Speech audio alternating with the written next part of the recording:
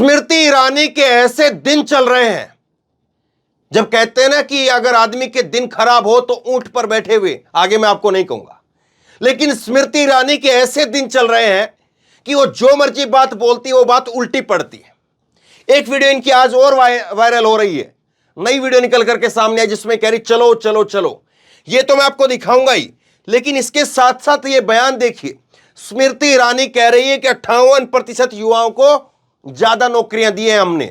आज का ये 13 तारीख का बयान है, कल का 13 पर ये कह रही है 58% युवाओं को पिछली सरकार की तुलना में हमने ज्यादा नौकरियां दी हैं।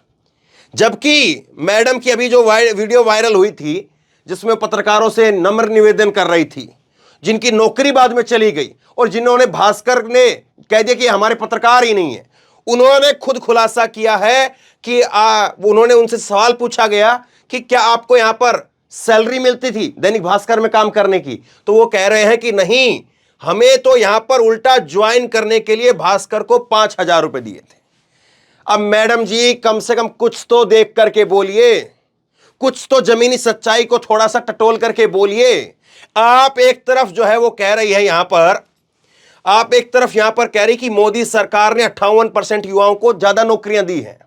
स्मृति ईरानी का दावा है ये, और लखनऊ में कार्यक्रम था रोजगार मेला, उसको संबोधित करते हुए दावा किया है। कह रही है कि पिछली सरकार की तुलना में युवाओं को 58% नौकरी ज्यादा दी है। यह 13 जून का बयान है। और दूसरी तरफ जो नौकरी जैसे तैसे जिनकी लगी थी उनकी नौकरी चली गई साहब, और वो कह रहे हैं कि 5,000 रुपए तो जो है वो ज्वाइनिंग के लिए थे भास्कर अखबार के लिए। और ये मैं आपको ऐसे ही हवा में नहीं बता रहा हूं। न्यूज लॉन्ड्री जो है एक बड़ा नाम है, न्यूज लॉन्ड्री को एक इंटरव्यू दिया है उन पत्रकारों ने जिनके साथ में बहसबाजी हुई थी और बाद में नौकरी चली गई। उन्होंने इंटरव्यू दिया और उन्होंने इंटरव्यू देते हुए कहा है, पूरा इंटरव्यू तो मैं आपको दिखाऊंगा ही, लेकिन जो बड़ी बात है वो आप देखिए, क्या आपको यहां पर काम करने की सैलरी मिलती थी? यह सवाल पूछा गया। जवाब सुनिए, वो कहते हैं कि नहीं, हमने तो यहां पर उल्टा ज्वाइन करने के लिए भास्कर को 5,000 रुपए दिए थे। अब कुछ तो बात करिए, कुछ तो जो है वो थोड़ा देख करके टटोल करके बोलिए। आप कह रही हैं कि नौकरियां इतनी दे दी हमने, जो थोड़े बहुत लोग इधर उधर नौकरियां कर रहे हैं वो अपनी नौकरी नहीं बचा पा रहे। अब खैर देखिए, ये वीडियो पहले देखिए और उसके बाद में इनके बयान पर आते हैं, और वो पत्रकारों वाली बात है उसको डिटेल में मैं आपको दिखाता हूं। ये बयान जो है वो आप देखिए, ये वीडियो देखिए। मैडम जो है वो क्या कह रही है, मैडम गुस्से में है, मैडम गुस्से में और क्या कह रही सुनिए। और किसी की समस्या हो तो आइए, एक ही आदमी का साथ। जिनका विषय है उनका विषय होने दीजिए। जिनका विषय है उनका विषय होने दीजिए। चलिए, वो आदमी चला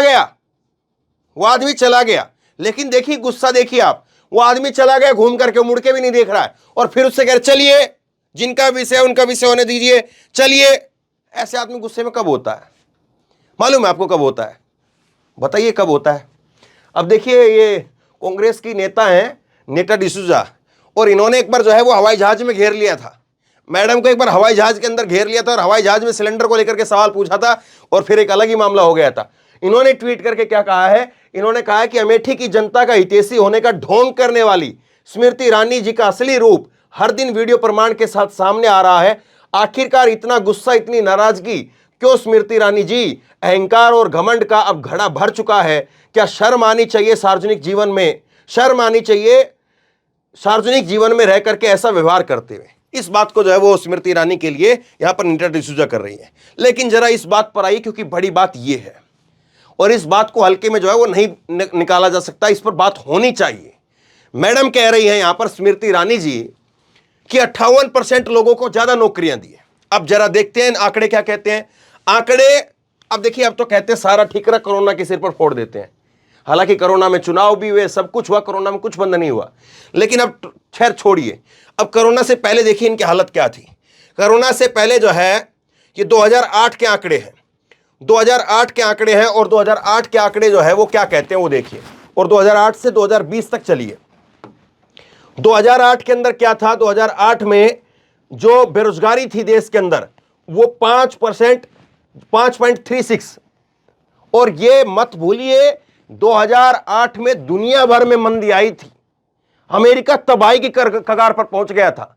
और उस वक्त में देश के अंदर मनमोहन सिंह, जो कि दुनिया में अर्थशास्त्री के रूप में अपनी पहचान रखते हैं, वो देश के प्रधानमंत्री थे और अपना देश जो है वो चपेट में आने से बचा था। दुनिया के अंदर मंदी चल रही थी। उस वक्त में भारत में जो बेरोजगारी की दर थी वो 5.36 थी। 2009 में बढ़कर के वो 5.61 हुई, 2010 में 5.65 बराबर रही, 2011 में 5.65, फिर 2012 में 5.66, फिर 5.67, फिर 5.60, फिर 5.56 2015 में, फिर उसके बाद 5.51, फिर उसके बाद में यहां पर नोटबंदी हो जाती है।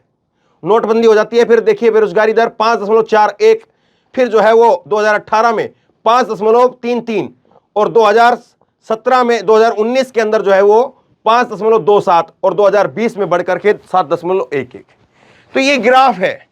पिछली सरकारों के मुकाबले आप कह रही है कि आपने जो नौकरियां दी है वो 58% ज्यादा दी है, ये मैडम का कहना है, पिछली सरकारों के मुकाबले। अब ठीक है, मैडम बिल्कुल सही बात कह रही है, लेकिन आंकड़े ये बात क्यों नहीं कहते हैं? देखिए जरा, पिछली सरकारों में यहां तक 2014 में यहां तक जो सरकार रही वो कांग्रेस की सरकार रही, और महंगाई की जो बेरोजगारी की जो दर है वो 5.65 के आसपास में रही है। अब इसका मतलब क्या था? इसका मतलब ये था कि ये चलिए अब कोरोना के बाद में 7 चली गई बेरोजगारी, तो ये कम से कम जो है वो बेरोजगारी इतनी तो हो जानी चाहिए थी ना, क्योंकि 58% का मतलब ये 60% लोगों को रोजगार मिल गया है, और अगर रोजगार मिल गया है तो बेरोजगारी की दर आधी हो जानी चाहिए थी। ये तो बेरोजगारी की दर जो 3 के आसपास चली जानी चाहिए थी। ये आंकड़े हैं और ये कोरोना से पहले के हैं, इसमें कौन कहां पर बचेगा? ये कांग्रेस के भी हैं और ये भास्कर की दिखा रहा हूं मैं, ये कांग्रेस आईटी सेल का कोई स्क्रीनशॉट नहीं दिखा रहा हूं आपको। ये आंकड़े साफ तौर पर बता रहे हैं कि ये बेरोजगारी दर 3% पर आ जानी चाहिए थी, ये यहां पर आ जानी चाहिए थी, यहां पर तो नहीं है, यहां पर नहीं है, तो फिर देखिए यहां पर क्यों है? ये बेरोजगारी यहां पर आ जानी चाहिए थी, लेकिन यहां पर तो नहीं है, ये बेरोजगारी यहां पर है, और फिर ये बेरोजगारी यहां पर चली गई और अब 8% के आसपास में थी। तो ये स्थिति क्यों है साहब? अब बताइए, मैडम जो दावा कर रही है 58% का, ये आंकड़े तो कुछ और कह रहे हैं। ये आंकड़े तो साफ तौर पर झुठला रहे हैं कि मैडम का दावा सरासर फर्जी है, और अगर दावा सच्चा है तो ये आंकड़े जो है वो फर्जी क्यों है? खैर, अब आइए इस इंटरव्यू के ऊपर, इस इंटरव्यू पर आइए। और क्या है, स्मृति ईरानी ने धमकाया तो पत्रकारों की नौकरी चली गई और बोले कि हमारा परिवार अब काफी डरे हुए हैं। अब मैडम बात कर रही नौकरी देने की, कि हमने नौकरियां दी हैं, 58% ज्यादा दी हैं। जो लोग 5,000 रुपए रिश्वत देकर के नौकरी लगे थे एक अखबार के अंदर, अब भास्कर अखबार बताए कि उन्होंने 5,000 रुपए लिए थे कि नहीं लिए थे। जो लोग एक अखबार में 5,000 रुपए देकर के रिश्वत देकर के नौकरियां लगे थे, उनकी नौकरी चली गई है। अब इससे नीचे जाकर के और क्या बात हो सकती है? सुनिए, ये पूरा इंटरव्यू जो है उसका कुछ हिस्सा, जरूरी हिस्सा मैं आपको सुनाता हूं। हमने इस पूरे मामले में शामिल पत्रकार विपिन यादव और राशिद हुसैन से बात की। विपिन यादव कहते हैं कि मैं एक छोटा सा आदमी हूं और केंद्रीय मंत्री के सामने मेरी कोई हैसियत नहीं है। वीडियो वायरल होने के बाद पत्रकार और उनका परिवार काफी डरा हुआ है। वह कहते हैं कि मामला इतना हाईलाइट हो गया है कि अब मेरा परिवार डरा हुआ है, कहीं कोई पुलिस केस ना बन जाए। अब इन बेचारों को डर है कि कहीं पर कोई घर का छज्जा बाहर निकला हुआ हो तो कह दे कि अतिक्रमण है, बुलडोजर ले आओ, कुछ भी हो सकता है।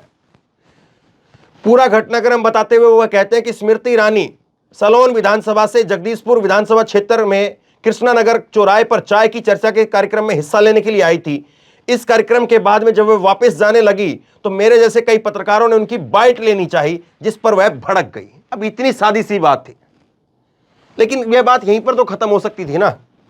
इस दौरान मंत्री ने पत्रकारों को मना करते हुए कहा, मैंने सलोन में बाइट दे दी है तो अब यहां पर बाइट क्यों दूं? चलिए ठीक है, ये बात भी उनकी भी ठीक मान लेते हैं कि कई बार जो है वो नेता इस तरह की बात कह देते हैं।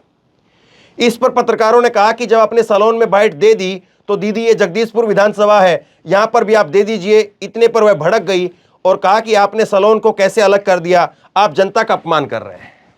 जो मैंने उस दिन कहा था ना कि सवाल नहीं बता रही है मैडम जो है उंगली तान करके कह रही है तुमने मेरी जनता का अपमान किया है, मेरी क्षेत्र की जनता का अपमान किया है। मेरी क्षेत्र की जनता ये है कि सलोन, वो कह रहे थे कि आपने जो है सलोन में बोल दिया है तो जगदीशपुर में भी बोल दो। जगदीशपुर की भी हम लोग जो है पत्रकार, यहाँ के जो स्थानीय लोग हैं वो हम लोग भी कह देंगे। अब वो वहां के विधानसभा के कवर करने वाले अलग हैं, यहाँ के विधानसभा के कवर करने वाले अलग हैं। तो इतनी सी बात थी बस, लेकिन उसको कह दिया कि मेरी क्षेत्र की जनता का अपमान मत करो। अब आगे देखिए, पत्रकार विपिन कहते कि मेरा कसूर सिर्फ इतना था, मैंने कहा कि दीदी आप पत्रकारों को कभी मना नहीं करती हैं, उनका बहुत अच्छे से जवाब देती हैं, आप तो मुखर वक्ता हैं। देखिए, उसने अपनी तरफ से कोई जो है वो ऐसी भड़कने वाली बात नहीं कही थी, उल्टा बड़ाई वाली बात कह रहा है पत्रकार ये, जिस पर वह आगे कहते हैं कि इसके बाद दैनिक भास्कर ने रात में ट्वीट कर दिया कि हम उनके स्ट्रिंगर नहीं हैं, जबकि यह गलत है। भास्कर ने यहाँ के चारों ब्लॉक में स्ट्रिंगर नियुक्त किए हुए हैं, मुझे भी यहाँ पर कैमरामैन के रूप में रखा है और मैं और राशिद हुसैन यहाँ पर दैनिक भास्कर के स्ट्रिंगर हैं। हम दोनों ने 23 मार्च को, ये देखिए तारीख है, 23 मार्च को जाकर के लखनऊ में ज्वाइनिंग की थी। वह बताते हैं कि 23 मार्च को लखनऊ में बुलाया गया था, वहीं पर राशिद हुसैन को ब्यूरो चीफ विनोद श्रीवास्तव ने माइक आईडी दी थी। तब मुझसे भी कहा गया था कि अभी तुम इनके साथ में कैमरामैन के तौर पर काम करो, 2-3 महीने में तुमको लेटर देंगे। साथ में यह कहा था कि अमेठी जिला के मुसाफिर खाना ब्लॉक में रिपोर्टर की जगह खाली है, आपको वहां पर शिफ्ट कर देंगे। लेकिन स्मृति ईरानी की धमकी के बाद में हम दोनों को यहां से हटा दिया गया और हमारी माइक आईडी भी वापस ले ली। मैडम कह रही 58% लोगों को ज्यादा नौकरी दी है। आपको समझ में आ गई होगी, मैं और स्लो बताऊंगा तो काफी देर और चली जाएगी। ये साफ तौर पर कह रहे हैं कि 23 मार्च को हमको बुलाया था और 23 मार्च को कहा था कि तुम भी ज्वाइन कर लो और तुमको बाद में रिपोर्टर के तौर पर रख देंगे, अभी कैमरामैन के तौर पर काम कर लो। क्या आपको यहां पर सैलरी मिलती है? इस पर वो कहते हैं नहीं, हमने तो उल्टा भास्कर ज्वाइन करने के लिए 5,000 रुपए दिए थे।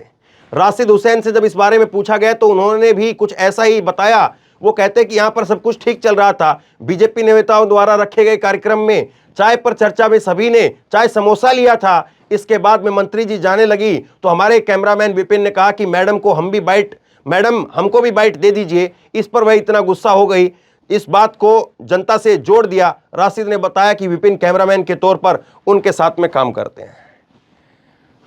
उल्टा ये तो भला हो स्मृति ईरानी जी का चाय समोसे के पैसे जो है वो छोड़ दिए, वरना चाय समोसे के पैसे जो है वो 10.5 रुपए की चाय और जो है वो 32 रुपए का समोसा जीएसटी के साथ में, ये भी तो कहा जा सकता है ना। अब ये देखिए कितने रुपए जो है जोड़ लीजिए आप, 50-55 रुपए तो छोड़ दिए हैं। छोड़िए इस बात को, सवाल इतना सा है कि आप जो बात कहें कम से कम उस बात को लेकर के मजाक तो ना बने, कम से कम उस बात को लेकर के लोग ये तो ना कहें कि अरे छोड़ो 58% नौकरियां ज्यादा दे दी, इस बात को आप कहते हैं। और जो पत्रकार, ये बात ऐसा नहीं है कि क्या वहां तक नहीं पहुंची होगी, क्या स्मृति ईरानी के पीए तक ये इंटरव्यू नहीं पहुंचा होगा? 1000% पहुंचा होगा। और इतना तो दिल दिखाना चाहिए कि एक छोटे से अदने से पत्रकार है वो, अदने से। और मैंने तो उस दिन भी कहा था कि मैडम को चाहिए कम से कम और कुछ नहीं तो अपने वहां के जो ऑफिस होगा उसी में जो है वो, अब चुनाव भी आ रहे हैं, चुनाव में वैसे भी जो है पीआर एजेंसी के रूप में बहुत सारे लोगों को लगा दिया जाता है। कह दे कि हाँ भास्कर ने इनको नकार दिया सो नकार दिया, मैं रख रही हूं इनको। और ये तो विपिन यादव साहब हैं, देखो कहो समाजवादी पार्टियों के यहाँ को हम लोगों को नौकरियां दी है। खैर 100 बातें कही जा सकती है, छोड़िए इन बातों को। अब ये देख लीजिए, आंकड़े आपके सामने है और मैडम का दावा आपके सामने है। अब काम आपके हाथ में है। आपको खबर बुरी लगी हो शेयर मत करना, आपको अच्छी लगी हो तो शेयर करना, लोगों तक पहुंचाओ, लोगों को बताओ मैडम जी क्या दावा कर रही है, सच्चाई क्या है। और जहां पर 5,000 रुपए देकर के नौकरियां लगी थी वो नौकरियां तो सुरक्षित नहीं है। मैडम यहां पर कह रही है 58% लोगों को ज्यादा नौकरियां दी हैं। आप क्या सोचते हैं नीचे कमेंट बॉक्स में लिख करके जरूर बताइए। इस वीडियो को खूब शेयर कीजिए और इसी तरह की तमाम खबरों के लिए ऑनलाइन न्यूज इंडिया को सब्सक्राइब कीजिए, साथ में जो बेल आइकन है घंटी उसको जरूर दबाइए ताकि जैसे कोई खबर अपलोड करें उसकी नोटिफिकेशन सीधे सबसे पहले आपको मिल सके। धन्यवाद। इस खबर को अभी लाइक करें, शेयर करें, अभी चैनल को सब्सक्राइब करें और घंटी जरूर दबाएं।